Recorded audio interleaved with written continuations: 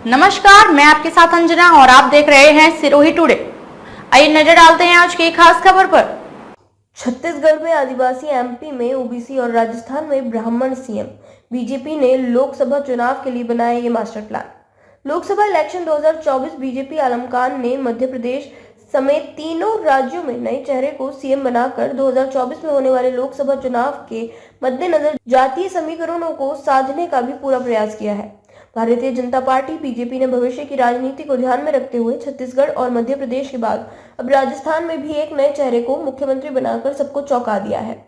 Party ने अगले 20-25 सालों की राजनीति को ध्यान में रखते हुए वसुंधरा राजे सिंधिया, शिवराज सिंह चौहान और रमन सिंह जैसे कद्दावर नेताओं की दावेदारी को दरकिनार कर नए चेहरों पर भरोसा जताया है। इस फैसले से पार्टी ने जहां एक तरफ कार्यकर्ताओं को सकारात्मक संदेश देने का प्रयास किया है, तो वहीं दूसरी तरफ राष्ट्रीय स्वयंसेवक संघ के करीब नेताओं को कमान सौंपकर संघ को भी संतुष्ट किया है।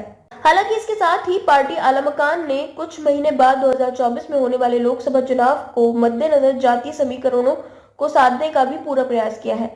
छत्तीसगढ़ में आदिवासी समुदाय से ताल्लुक रखने वाले विष्णुदेव साय और मध्य प्रदेश में ओबीसी समाज से आने वाले मोहन यादव को चुना। इसके बाद राजस्थान में ब्राह्मण समाज से आने वाले भजनलाल शर्मा को मुख्यमंत्री चुनकर बीजेपी ने सिर्फ इन राज्यों के मतदाताओं को ही संदेश नहीं दिया है, बल्कि इसके सहारे देश के अन्य राज्यों को जातीय समीकरणों को भी साधने का पूरा प्रयास किया गया है। छत्तीसगढ़ में आदिवासी सीएम बनाने से इन राज्यों में मिलेगा फायदा। छत्तीसगढ़ में आदिवासी नेता को मुख्यमंत्री बनाकर बीजेपी ने देश भर के विभिन्न राज्यों में रहने वाले आदिवासियों के लगभग 700 समुदायों को साधने का प्रयास किया, जिनकी कुल आबादी 10 करोड़ से ज्यादा है। छत्तीसगढ़ के अलावा मध्य प्रदेश, झारखंड, उड़ीसा, गुजरात, राजस्थान और पूर्वोत्तर राज्यों में आदिवासी मतदाताओं की संख्या अच्छी खासी है। विपक्षी दल लगातार जाति जनगणना और ओबीसी आरक्षण का मुद्दा जोर शोर से उठा रहे हैं। ये मुद्दा उत्तर प्रदेश और बिहार में बीजेपी के लिए परेशानी का सबब बन सकता है, जहां अखिलेश यादव और तेजस्वी यादव जोर शोर से इस मसले को उठा रहे हैं। मोहन यादव के जरिए इन राज्यों को साधेगी बीजेपी। वैसे तो प्रधानमंत्री नरेंद्र मोदी खुद ओबीसी समाज से आते हैं और बीजेपी नेता गर्व से ये बात कहते रहते हैं, लेकिन बीजेपी ने यादव समाज से आने वाले ओबीसी नेता को मध्य प्रदेश का मुख्यमंत्री बनाकर उत्तर प्रदेश और बिहार की राजनीति को भी साधने की कोशिश की है।